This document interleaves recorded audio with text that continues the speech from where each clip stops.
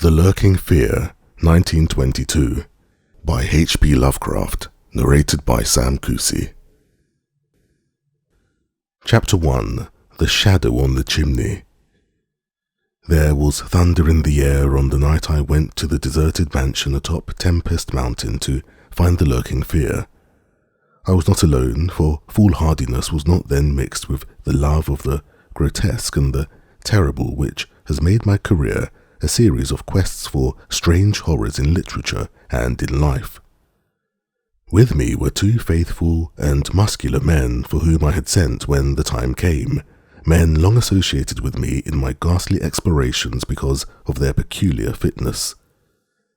We had started quietly from the village because of the reporters who still lingered about after the eldritch panic of a month before, the nightmare-creeping death. Later I thought they might aid me, but I did not want them then. Would to God I had let them share the search, that I might not have had to bear the secret alone so long. To bear it alone for fear the world would call me mad or go mad itself at the daemon implications of the thing. Now that I am telling you it anyway, lest the brooding make me a maniac, I wish I had never concealed it, for I, and I only, know what manner of fear lurked on that spectral and desolate mountain.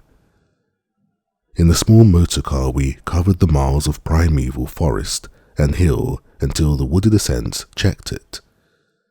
The country bore an aspect more than usually sinister as we viewed it by night, and without the accustomed crowds of investigators, so that we were often tempted to use the acetylene headlight despite the attention it might attract.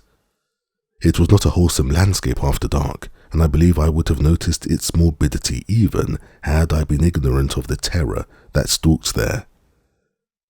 Of wild creatures there were none. They are wise when death leers close. The ancient lightning-scarred trees seemed unnaturally large and twisted, and the other vegetation unnaturally thick and feverish, while curious mounds and hummocks in the weedy, fulgurite-pitted earth reminded me of snakes and dead men's skulls swelled to gigantic proportions.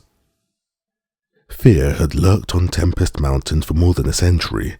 This I learned at once from newspaper accounts of the catastrophe which first brought the region to the world's notice. The place is a remote, lonely elevation in that part of the Catskills where Dutch civilization, once feebly and transiently, penetrated, leaving behind as it receded only a few ruined mansions and a degenerate squatter population inhabiting pitiful hamlets on isolated slopes. Normal beings seldom visited the locality till the state police were formed, and even now only infrequent troopers patrol it. The fear, however, is an old tradition throughout the neighbouring villages, since it is a prime topic in the simple discourse of the poor mongrels who sometimes leave their valleys to trade hand-woven baskets for such primitive necessities as they cannot shoot, raise, or make. The lurking fear dwelt in the shunned and deserted Martent's mansion, which crowned the high but gradual eminence whose liability to frequent thunderstorms gave it a name of Tempest Mountain. For over 100 years the antique grove-circled stone house had been the subject of stories incredibly wild and monstrously hideous, stories of a silent colossal creeping death which stalked abroad in summer. With whimpering insistence, the squatters told tales of a daemon which seized lone wayfarers after dark, either carrying them off or leaving them in a frightful state of gnawed dismemberment, or sometimes they whispered of blood trails toward the distant mansion. Some said the thunder called the lurking fear out of its habitation, while others said the thunder was its voice. No one outside the backwoods had believed these varying and conflicting stories, with their incoherent, extravagant descriptions of the half-glimpsed fiend, yet not a farmer or villager doubted that the Martent's mansion was ghoulishly haunted. Local history forbade such a doubt, although no ghostly evidence was ever found by such investigators as had visited the building after some especially vivid tale of the squatters. Grandmothers told strange myths of the Martens spectre, myths concerning the Martens family itself, its queer hereditary, dissimilarity of eyes, its long, unnatural annals, and the murder which had cursed it. The terror which brought me to the scene was a sudden and portentous confirmation of the mountaineers' wildest legends. One summer night, after a thunderstorm of unprecedented violence, the countryside was aroused by a squatter stampede, which no mere delusion could create. The pitiful throngs of natives shrieked and whined of the unnameable horror which had descended upon them, and they were not doubted. They had not seen it, but had heard such cries from one of their hamlets that they knew a creeping death had come. In the morning, citizens and state troopers followed the shuddering mountaineers to the place where they said the death had come. Death was indeed there. The ground under one of the squatters' villages had caved in after a lightning stroke, destroying several of the malodorous shanties, but upon the property damage was superimposed an organic devastation which paled it to insignificance. Of a possible 75 natives who had inhabited this spot, not one living specimen was visible. The disordered earth was covered with blood and human debris, bespeaking too vividly the ravages of demon teeth and talons, yet no visible trail led away from the carnage. That some hideous animal must be the cause, everyone quickly agreed, nor did any tongue now revive the charge that such cryptic deaths formed merely the sordid murders common in decadent communities. That charge was revived only when about 25 of the estimated population were found missing from the dead, but even then it was hard to explain the murder of 50 by half that number. But the fact remained that on a summer night, a bolt had come out of the heavens and left a dead village whose corpses were horribly mangled, chewed, and clawed. The excited countryside immediately connected the horror with the haunted Martens mansion, though the localities were over 3 miles apart. The troopers were more skeptical, including the mansion only casually in their investigations, and dropping it altogether when they found it thoroughly deserted. Country and village people, however, canvassed the place with infinite care, overturning everything in the house, sounding ponds and brooks, beating down bushes and ransacking the nearby forests. All was in vain. The death that had come had left no trace save destruction itself. By the second day of the search, the affair was fully treated by the newspapers, whose reporters overran Tempest Mountain. They described it in such detail and with many interviews to elucidate the horror's history as told by local grandoms. I followed the accounts languidly at first, for I am a connoisseur in horrors, but after a week I detected an atmosphere which stirred me oddly, so that on August 5th, 1921, I registered among the reporters who crowded the hotel at Lefferts Corners, nearest village to Tempest Mountain, and acknowledged the headquarters of the searchers.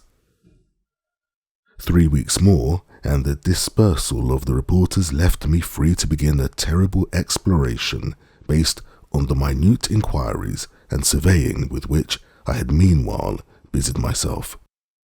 So on this summer night, while distant thunder rumbled, I left the silent motorcar and tramped with 2 armed companions up the last mound-covered reaches of Tempest Mountain, casting the beams of an electric torch on the spectral grey walls that began to appear through giant oaks ahead. In this morbid night solitude and feeble shifting illumination, the vast box-like pile displayed obscure hints of terror, which day could not uncover. Yet I did not hesitate, since I had come with fierce resolution to test an idea. I believed that the thunder called the death daemon out of some fearsome secret place, and be that daemon's solid entity or vaporous pestilence, I meant to see it. I had thoroughly searched the room before, hence knew my plan well, choosing as the seat of my vigil the old room of Jan Martens, whose murder looms so great in the rural legends. I felt subtly that the apartment of this ancient victim was best for my purposes. The chamber, measuring about 25 feet square, contained, like the other rooms, some rubbish which had been once furniture. It lay on the second story, on the southeast corner of the house, and had an immense east window and narrow south window, both devoid of panes or shutters. Opposite the large window was an enormous Dutch fireplace with scriptural tiles representing the prodigal son, and opposite the narrow window was a spacious bed built into the wall. As the tree-muffled thunder grew louder, I arranged my plan's details. First, I fastened side by side to the ledge of the large window 3 rope ladders which I had brought with me. I knew they reached a suitable spot on the grass outside, for I had tested them. Then the 3 of us dragged from another room a wide 4-poster bedstead, crowding it laterally against the window. Having strewn it with fir boughs, all now rested on it with drawn automatics, 2 relaxing while the 3rd watched. From whatever direction the daemon might come, our potential escape was provided. If it came from within the house, we had the window ladders; if from outside, the door and stairs. We did not think, judging from precedent, that it would pursue us far, even at worst. I watched from midnight to 1 o'clock, when, in spite of the sinister house, the unprotected window, and the approaching thunder and lightning, I felt singularly drowsy. I was between my 2 companions, George Bennet being toward the window and William Toby toward the fireplace. Bennet was asleep, having apparently felt the same anomalous drowsiness which affected me, so I designated Toby for the next watch, although even he was nodding. It was curious how intensely I had been watching that fireplace. The increasing thunder must have affected my dreams, for in the brief time I slept there came to me apocalyptic visions. Once I partly awakened, probably because the sleeper toward the window had restlessly flung an arm across my chest. I was not sufficiently awake to see whether Toby was attending to his duties as sentinel, but felt a distinct anxiety on that score. Never before had the presence of evil so poignantly oppressed me. Later, I must have dropped asleep again, for it was out of a phantasmal chaos that my mind leaped when the night grew hideous with shrieks beyond anything in my former experience or imagination. In that shrieking, the inmost soul of human fear and agony clawed hopelessly and insanely at the ebony gates of oblivion.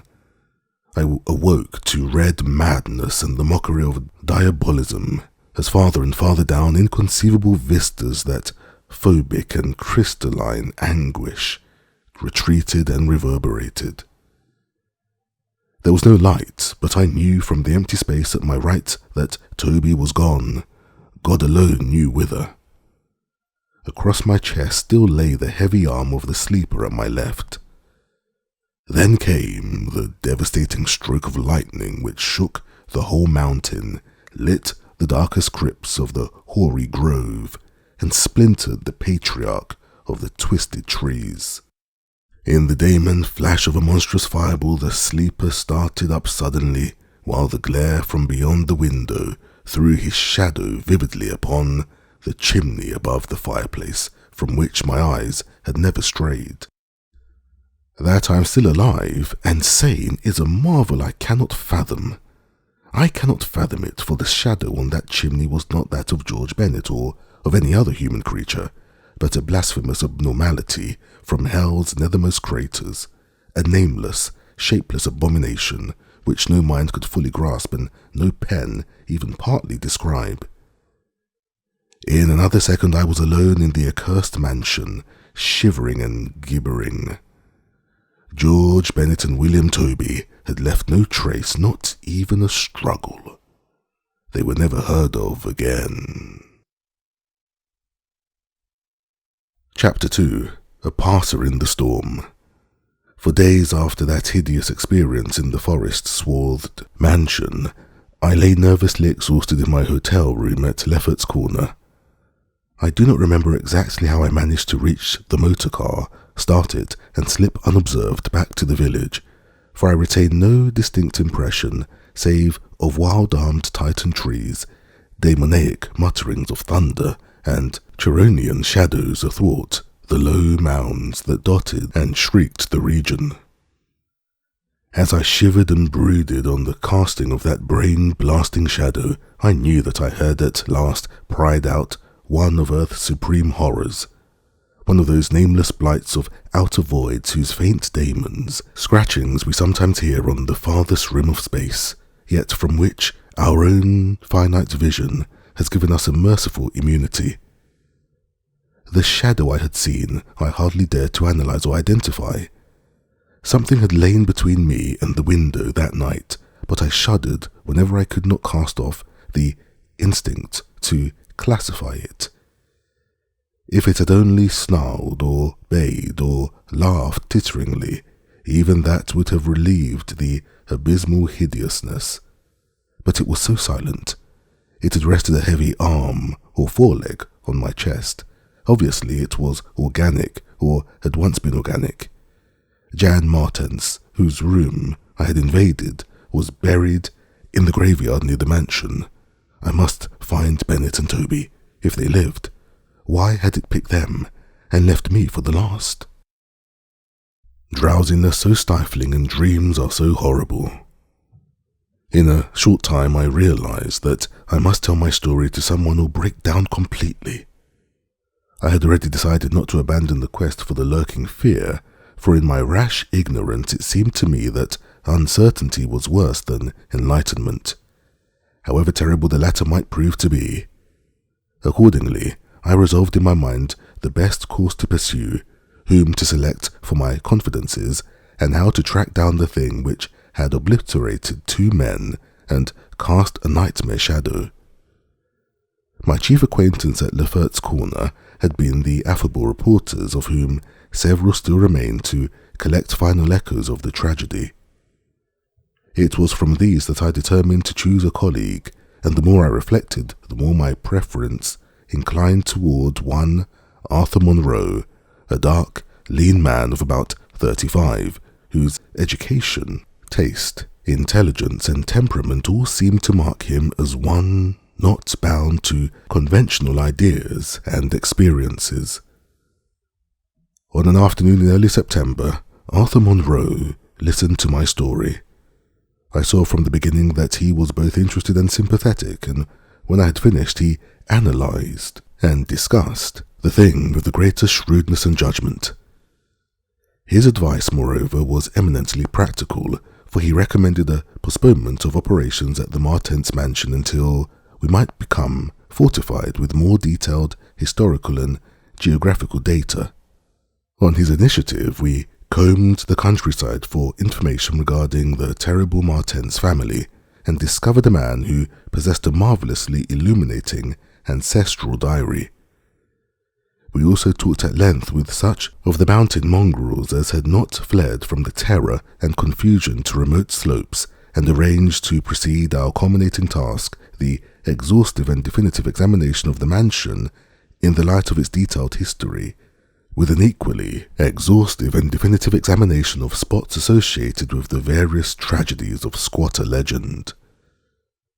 The results of this examination were not at first very enlightening, though our tabulation of them seemed to reveal a fairly significant trend, namely, that the number of reported horrors was by far the greatest in areas either comparatively near the avoided house or connected with it by stretches of the morbidly overnourished forest. There were, it is true, exceptions. Indeed, the horror which had caught the world's ear had happened in a treeless space, remote alike from the mansion and from any connecting woods. As to the nature and appearance of the lurking fear, nothing could be gained from the scared and witless shanty dwellers. In the same breath they called it a snake and a giant, a thunder devil and a bat, a vulture and a walking tree. We did, however, deem ourselves justified in assuming that it was a living organism highly susceptible to electrical storms, and although certain of the stories suggested wings, we believed that its aversion for open spaces made land locomotion a more probable theory. The only thing really incompatible with the latter view was the rapidity with which the creature must have travelled in order to perform all the deeds attributed to it. When we came to know the squatters better, we found them curiously likeable in many ways. Simple animals they were, gently descending the evolutionary scale because of their unfortunate ancestry and stultifying isolation. They feared outsiders but slowly grew accustomed to us, finally helping vastly when we beat down all the thickets and tore out all the partitions of the mansion in our search for the lurking fear. When we asked them to help us find Bennett and Toby, they were truly distressed, for they wanted to help us, yet knew that these victims had gone as wholly out of the world as their own missing people. That great numbers of them had actually been killed and removed, just as the wild animals had long been exterminated, we were of course thoroughly convinced, and we waited apprehensively for further tragedies to occur. By the middle of October, we were puzzled by our lack of progress. Owing to the clear nights, no demoniac aggressions had taken place, and the completeness of our vain searches of house and country almost drove us to regard the lurking fear as a non-material agency. We feared that the cold weather would come on and halt our explorations, for all agreed that the daemon was generally quiet in winter. Thus there was a kind of haste and desperation in our last daylight canvass of the horror-visited hamlet, a hamlet now deserted because of the squatters' fears. By the middle of October we were puzzled by our lack of progress. Owing to the clear nights, no demoniac aggressions had taken place, and the completeness of our vain searches of house and country almost drove us to regard the lurking fear as a non-material agency. We feared that the cold weather would come on and halt our explorations, for all agreed that the daemon was generally quiet in winter. Thus there was a kind of haste and desperation in our last daylight canvass of the horror-visited hamlet, a hamlet now deserted because of the squatters' fears. The ill-fated squatter hamlet had borne no name, but had long stood in a sheltered, though treeless cleft between two elevations called, respectively, Cone Mountain and Maple Hill. It was closer to Maple Hill than to Cone Mountain, some of the crude abodes indeed being dugouts on the side of the former eminence. Geographically, it lay about 2 miles northwest of the base of Tempest Mountain and 3 miles of the oak-girt mansion. Of the distance between the hamlet and the mansion, fully 2 miles and a quarter on the hamlet side was entirely open country, the plain being a fairly level character, save for some of the low, snake-like mounds, and having as vegetation only grass and scattered weeds. Considering this topography, we had finally concluded that the daemon must have come by way of Cone Mountain, a wooded southern prolongation of which ran to within a short distance of the westernmost spur of Tempest Mountain. The upheaval of ground we traced conclusively to a landslide from Maple Hill, a tall lone splinter tree on whose side had been the striking point of the thunderbolt which summoned the fiend. As for the 12th time or more, Arthur Monroe and I went minutely over every inch of the violated village. We were filled with a certain discouragement, coupled with vague and novel fears. It was acutely uncanny, even when frightful and uncanny things were common, to encounter so blankly clueless a scene after such overwhelming occurrences, and we moved about beneath the leaden, darkening sky with that tragic, directionless zeal which results from a combined sense of futility and necessity of action. Our care was gravely minute. Every cottage was again entered, every hillside dug out again, searched for bodies, every thorny foot of adjacent slope again scanned for dens and caves, but all without result. And yet, as I have said, vague new fears hovered menacingly over us as if giant bat-winged griffins squatted invisibly on the mountain tops and leered with Abaddon eyes that had looked on trans-cosmic gulfs. As the afternoon advanced, it became increasingly difficult to see, and we heard the rumble of a thunderstorm gathering over Tempest Mountain. This sound in such a locality naturally stirred us, though less than it would have done at night. As it was, we hoped desperately that the storm would last until well after dark, and with that hope turned from our aimless hillside searching toward the nearest inhabited hamlet to gather a body of squatters as helpers in the investigation. Timid as they were, a few of the younger men were sufficiently inspired by our protective leadership to promise such help. We had hardly more than turned, however, when there ascended such a blinding sheet of torrential rain that shelter became imperative. The extreme, almost nocturnal darkness of the sky caused us to stumble sadly, but guided by the frequent flashes of lightning and our minute knowledge of the hamlet, we soon reached the least porous cabin of the lot, a heterogeneous combination of logs and boards whose still existing door and single tiny window both faced Maple Hill. Barring the door after us against the fury of the wind and rain, we put in place the crude window shutter which our frequent searches had taught us where to find. It was dismal sitting there on rickety boxes in the pitchy darkness, but we smoked pipes and occasionally flashed our pocket lamps about. Now and then we could see the lightning through the cracks in the wall. The afternoon was so incredibly dark that each flash was extremely vivid. The stormy vigil reminded me shudderingly of the ghastly night of Tempest Mountain. My mind turned to that odd question which kept reoccurring ever since the nightmare thing had happened, and again I wondered why the daemon approaching the three watchers, either from the window or the interior, had begun with the men on each side and left the middleman till the last, when the Titan fireball had scared it away. Why had it not taken its victims in natural order, with myself second, from whichever direction it had approached? With what manner of far-reaching tentacles did it prey? Or did it know that I was the leader, and save me for a fate worse than that of my companions? In the midst of these reflections, as if dramatically arranged to intensify them, there fell nearby a terrific bolt of lightning, followed by the sound of sliding earth. At the same time, the wolfish wind rose to demoniac crescendos of ululation. We were sure that the lone tree on Maple Hill had been struck again, and Monroe rose from his box and went to the tiny window to ascertain the damage. When he took down the shutter, the wind and rain howled deafeningly in, so that I could not hear what he said, but I waited while he leaned out and tried to fathom nature's pandemonium. Gradually, a calming of the wind and dispersal of the unusual darkness told of the storm's passing.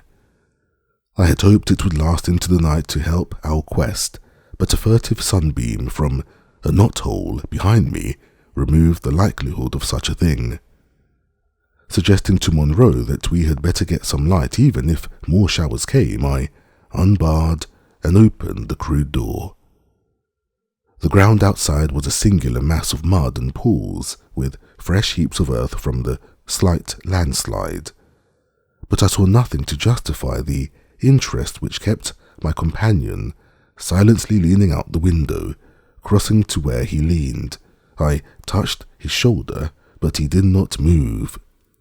Then, as I playfully shook him and turned him around, I felt the strangling tendrils of a cancerous horror whose roots reached into illimitable pasts and fathomless abysms of the night that broods beyond time.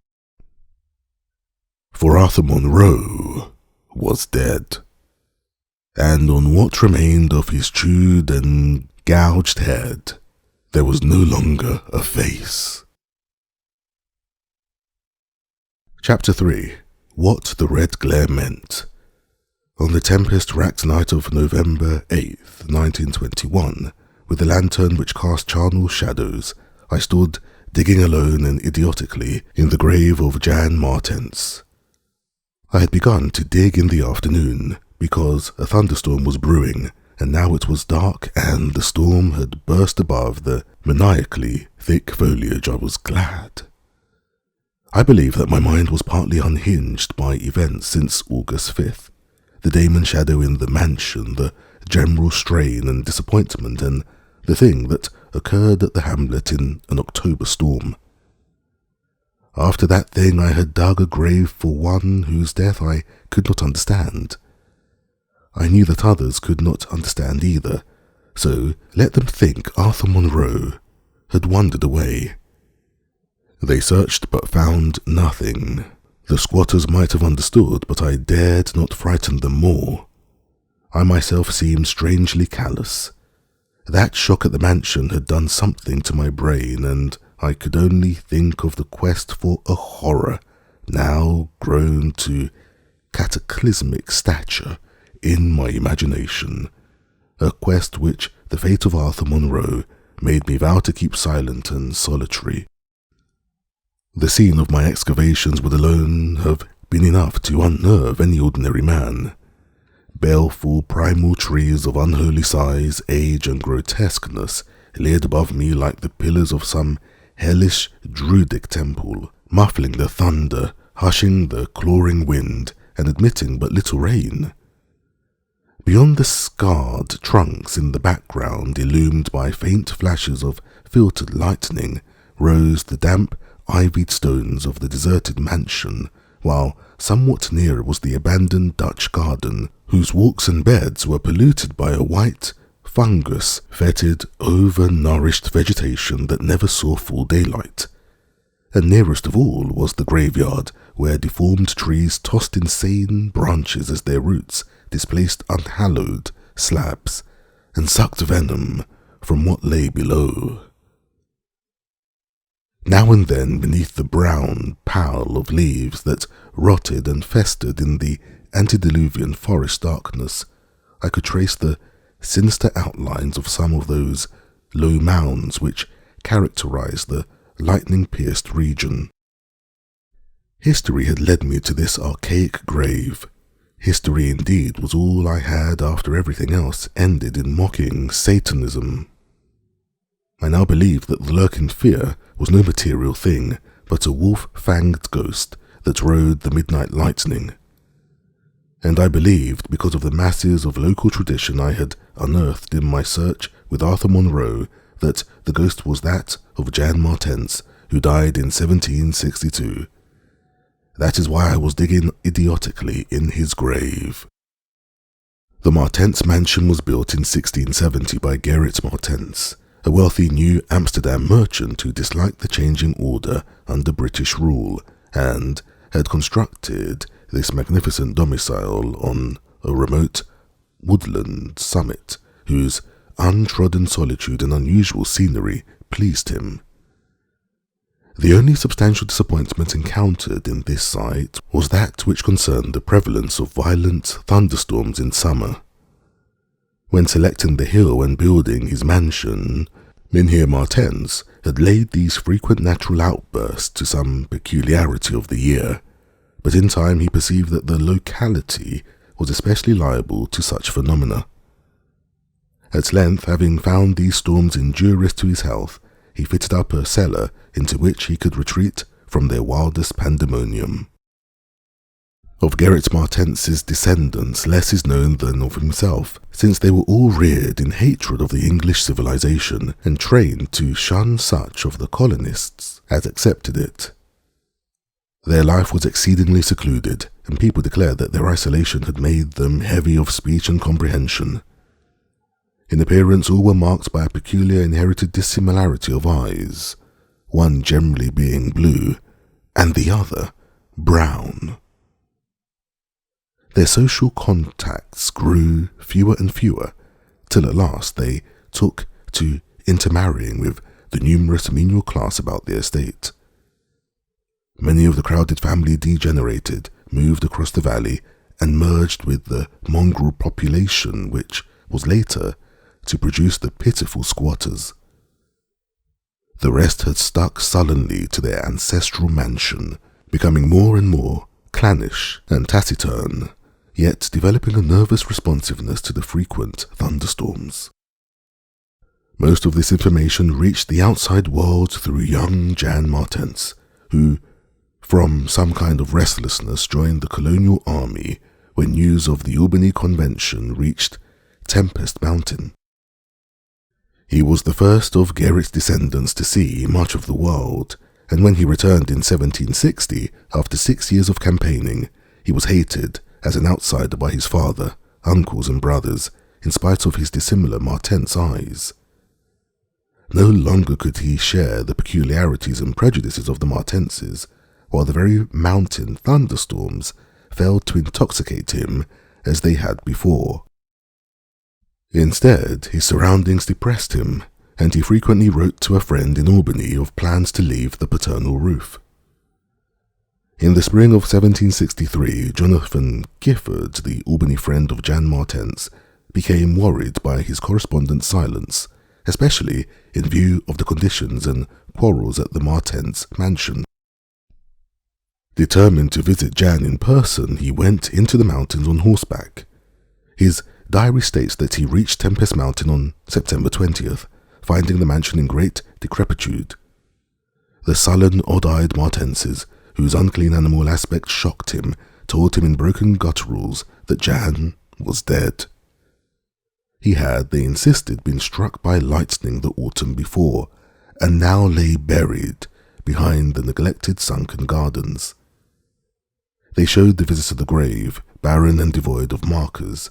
Something in the Martenses' manner gave Gifford a feeling of repulsion and suspicion, and a week later he returned with spade and mattock to explore the sepulchral spot.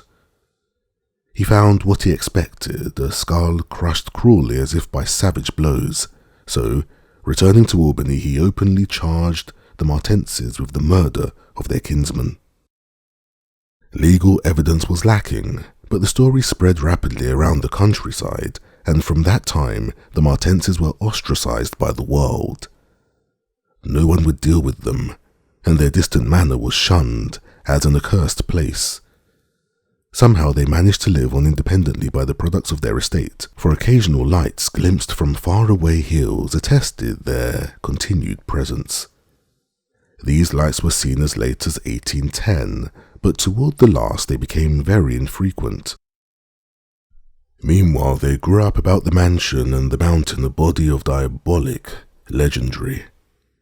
The place was avoided with doubled assiduousness and invested with every whispered myth tradition could supply. It remained unvisited till 1816, when the continued absence of lights was noticed by the squatters. At that time a party made investigations, finding the house deserted and partly in ruins. There were no skeletons about, so that departure rather than death was inferred. The clan seemed to have left several years before, and improvised penthouses showed now how numerous it had grown prior to its migration. Its cultural level had fallen very low, as proved by decaying furniture and scattered silverware, which must have been long abandoned when its owners left. But though the dreaded Martenses were gone, the fear of the haunted house continued, and grew very acute when new and strange stories arose among the mountain decadents. There it stood, deserted, feared, and linked with the vengeful ghost of Jan Martens. There it still stood on the night I dug in Jan Martens's grave. I have described my protracted digging as idiotic, and such it indeed was in object and method. The coffin of Jan Martens had soon been unearthed. It now held only dust and nitre, but in my fury to exhume his ghost I delved irrationally and clumsily down beneath where it had lain. God knows what I expected to find. I only felt that I was digging in the grave of a man whose ghost stalked by night. It is impossible to say what monstrous depth I had attained when my spade, and soon my feet broke through the ground beneath. The event under the circumstances was tremendous, for in the existence of a subterranean space here, my mad theories had terrible confirmation. My slight fall had extinguished the lantern, but I produced an electric pocket lamp and viewed the small horizontal tunnel which led away indefinitely in both directions. It was amply large enough for a man to wriggle through, and though no sane person would have tried it at that time, I forgot danger, reason, and cleanliness in my single-minded fever to unearth the lurking fear. Choosing the direction toward the house, I scrambled recklessly into the narrow burrow, squirming ahead blindly and rapidly, and flashing but seldom the lamp I kept before me. What language can describe the spectacle of a man lost in infinitely abysmal earth, pouring, twisting, wheezing, scrambling madly through sunken convolutions of immemorial blackness, without an idea of time, safety, direction, or definite object? There is something hideous in it, but that is what I did. I did it for so long that life faded to a far memory, and I became one with the moles and grubs of nighted depths. Indeed, it was only by accident that, after interminable writhings, I jarred my forgotten electric lamp alight, so that it shone eerily along the burrow of caked loam that stretched and curved ahead. I had been scrambling in this way for some time, so that my battery had burned very low when the passage suddenly inclined sharply upward, altering my mode of progress, and as I raised my glance it was without preparation that I saw, glistening in the distance, two demoniac reflections of my expiring lamp, two reflections glowing with a baneful and unmistakable effulgence, and provoking maddeningly nebulous memories. I stopped automatically, though lacking the brain to retreat. The eyes approached, yet of the thing that bore them I could distinguish only a claw. But what a claw! Then, far overhead, I heard a faint crashing which I recognized. It was the wild thunder of the mountain, raised to hysteric fury. I must have been crawling upward for some time, so that the surface was now quite clear, and as the muffled thunder clattered, those eyes still stared with vacuous viciousness. Thank God I did not then know what it was, else I should have died. But I was saved by the very thunder that had summoned it, for after a hideous wait, there burst from the unseen outside sky one of those frequent mountainward bolts whose aftermath I had noticed here and there as gashes of disturbed earth and fulgurates of various sizes. With cyclopean rage it tore through the soil above that damnable pit, blinding and deafening me, yet not wholly reducing me to a coma. In the chaos of sliding, shifting earth, I clawed and floundered helplessly till the rain on my head steadied me, and I saw that I had come to the surface in a similar spot, a familiar spot.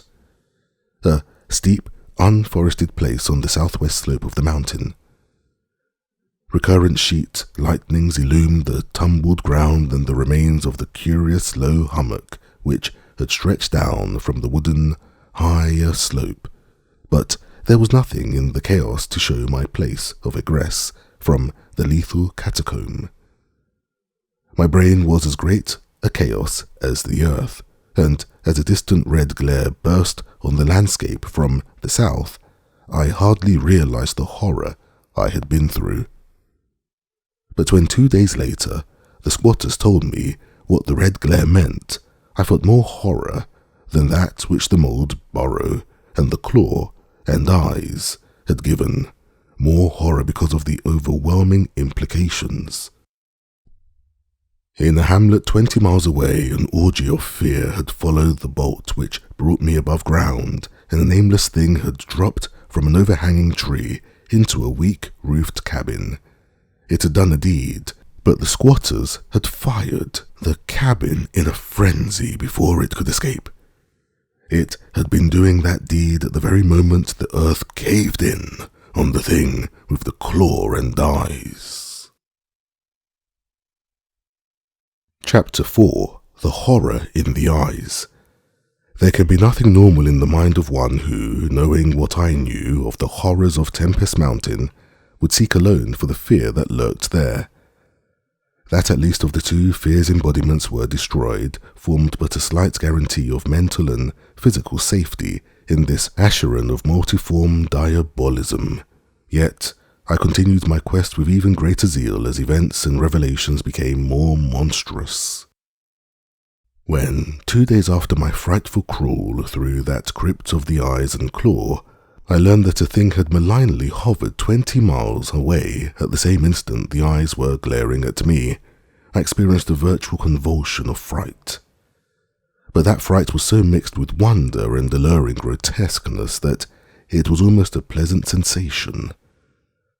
Sometimes in the throes of a nightmare when unseen powers whirl one over the roofs of strange dead cities toward the grinning chasms of Nis, it is a relief and even a delight to shriek wildly and throw oneself voluntarily along with the hideous vortex of dream doom into whatever bottomless gulf may yawn. And so it was with the waking nightmare of Tempest Mountain. The discovery that 2 monsters had haunted the spot gave me ultimately a mad craving to plunge into the very earth of the accursed region, and with bare hands dig out the death that leered from every inch of the poisonous soil.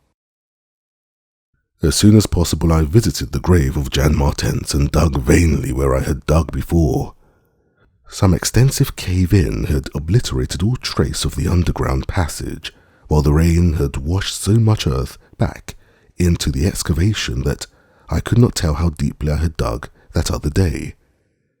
I likewise made a difficult trip to the distant hamlet where the death creature had been burnt, and was little repaid for my trouble. In the ashes of the fateful cabin I found several bones, but apparently none of the monsters. The squatters said the thing had had only one victim, but in this I judged them inaccurate, since besides the complete skull of a human being, there was another bony fragment which seemed certainly to have belonged to a human skull at some time. Though the rapid drop of the monster had been seen, no one could say just what the creature was like. Those who had glimpsed it called it simply a devil. Examining the great tree where it had lurked, I could discern no distinctive marks. I tried to find some trail into the black forest, but on this occasion could not stand the sight of those morbidly large boles, or of those vast serpent-like roots that twisted so malevolently before they sank into the earth. My next step was to re-examine the microscopic care the deserted hamlet where death had come most abundantly, and where Arthur Monroe had seen something he never lived to describe. Though my vain previous searches had been exceedingly minute, I now had new data to test, for my horrible grave crawl convinced me that at least one of the phases of the monstrosity had been an underground creature. This time, on the 14th of November, my quest concerned itself mostly with the slopes of Cone Mountain and Maple Hill, where they overlook the unfortunate hamlet, and I gave particular attention to the loose earth of the landslide region on the latter eminence. The afternoon of my search brought nothing to light, and dusk came as soon as I stood on Maple Hill, looking down at the hamlet and across the valley to Tempest Mountain. There had been a gorgeous sunset, and now the moon came up, nearly full and shedding a silver flood over the plain, the distant mountainside and the curious low mounds that rose here and there. It was a peaceful Arcadian scene, but knowing what it hid, I hated it. I hated the mocking moon, the hypocritical plain, the festering mounting, and those sinister mounds. Everything seemed to me tainted with a loathsome contagion, and inspired by a noxious alliance with distorted hidden powers. Presently, as I gazed abstractedly at the moonlit panorama, my eye became attracted by something singular in the nature and arrangement of a certain topographical element. Without having an exact knowledge of geology, I had from the first been interested in the odd mounds and hummocks of the region. I had noticed that they were pretty widely distributed around Tempest Mountain, though less numerous on the plain than near the hilltop itself, where prehistoric glaciation had doubtless found feebler opposition to its striking and fantastic caprices.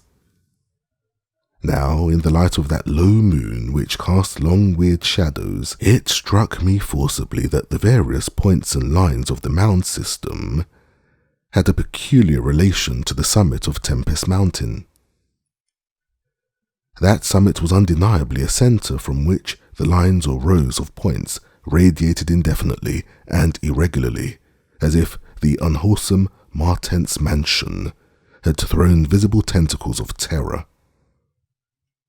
The idea of such tentacles gave me an unexplained thrill, and I stopped to analyze my reason for believing these mounds glacial phenomena.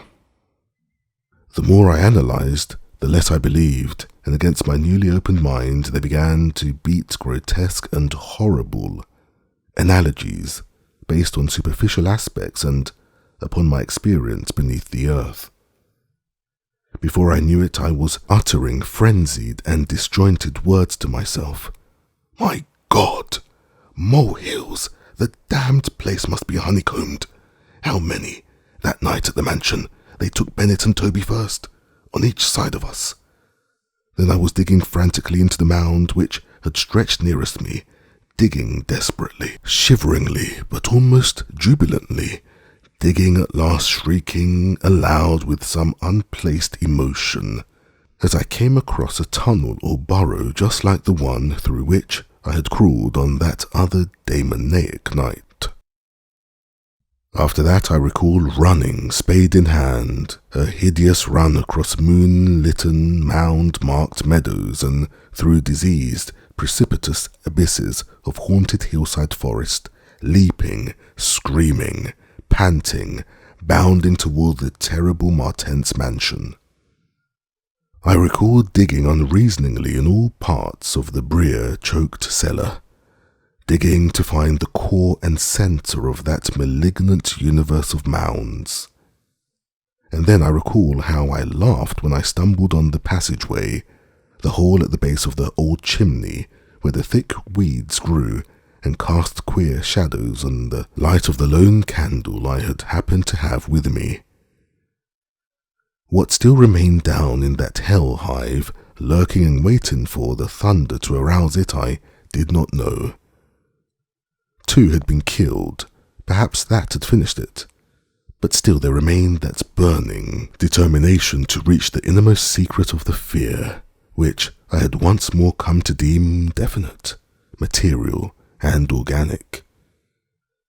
My indecisive speculation whether to explore the passage alone and immediately with my pocket light or to try to assemble a band of squatters for the quest was interrupted after a time by a sudden rush of wind and outside, which blew out the candle and left me in stark blackness. The moon no longer shone through the chinks and apertures above me, and with a sense of fateful alarm I heard the sinister and significant rumble of approaching thunder. A confusion of associated ideas possessed my brain, leading me to grope back toward the farthest corner of the cellar. My eyes, however, never turned away from the horrible opening at the base of the chimney, and I began to get glimpses of the crumbling bricks and unhealthy weeds as faint glows of lightning penetrated the woods outside and illumined the chinks in the upper wall. Every second I was consumed with a mixture of fear and curiosity. What would the storm call forth, or was there anything left for it to call? Guided by a lightning flash, I settled myself down behind a dense clump of vegetation, through which I could see the opening without being seen. If heaven is merciful, it will someday efface from my consciousness the sight that I saw, and let me live my last years in peace. I cannot sleep at night now, and have to take opiates when it thunders.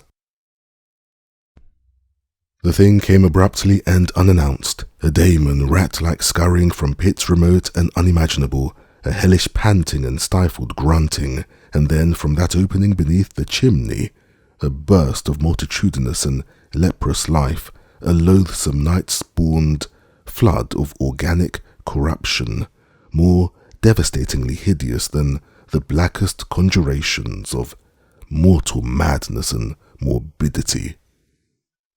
Seething, stewing, surging, bubbling like serpent slime, it rolled up and out of that yawning hole, spreading like a septic contagion, and streaming from the cellar at every point of egress, streaming out to scatter through the accursed midnight forests and strew fear, madness, and death. God knows how many there were. There must have been 1,000. To see the stream of them in that faint, intermittent lightning was shocking. When they had thinned out enough to be glimpsed as separate organisms, I saw that they were dwarfed, deformed hairy devils or apes, monstrous and diabolic caricatures of the monkey tribe. They were so hideously silent, there was hardly a squeal when one of the last stragglers turned with the skill of long practice to make a meal in accustomed fashion on a weaker companion. Others snapped up what it left and ate with slavering relish.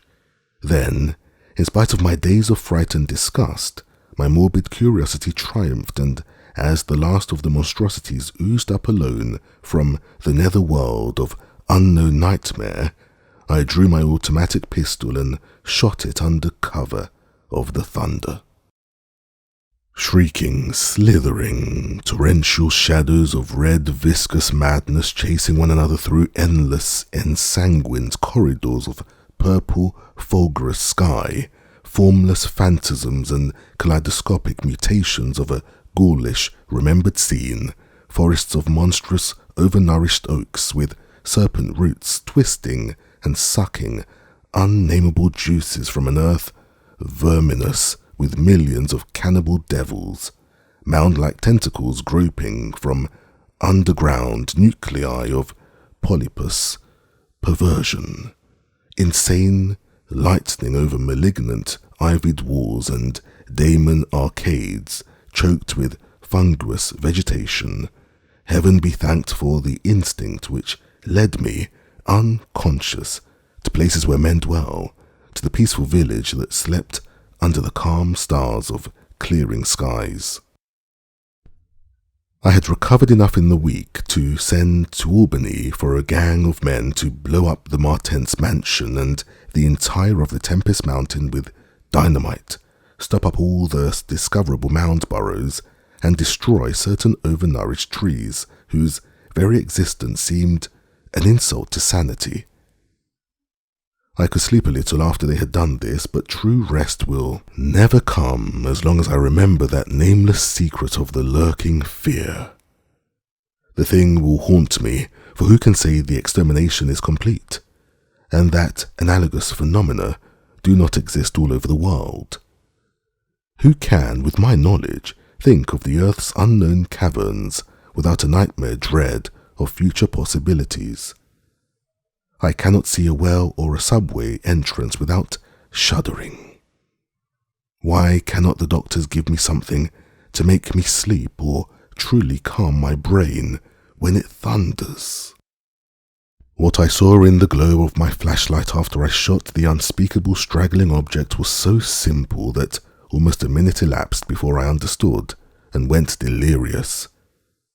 The object was nauseous, a filthy whitish gorilla thing with sharp yellow fangs and matted fur. It was the ultimate product of mammalian degeneration, the frightful outcome of isolated spawning, multiplication and cannibal nutrition above and below the ground, the embodiment of all the snarling chaos and grinning fear that lurk behind life. It had looked at me as it died, and its eyes had the same odd quality that marked those other eyes which had stared at me underground in excited, cloudy recollections. One eye was blue, the other brown. They were the dissimilar, martense eyes of the old legends, and I knew in one inundating cataclysm of voiceless horror what had become of that vanished family, the terrible and thunder-crazed house of Martense.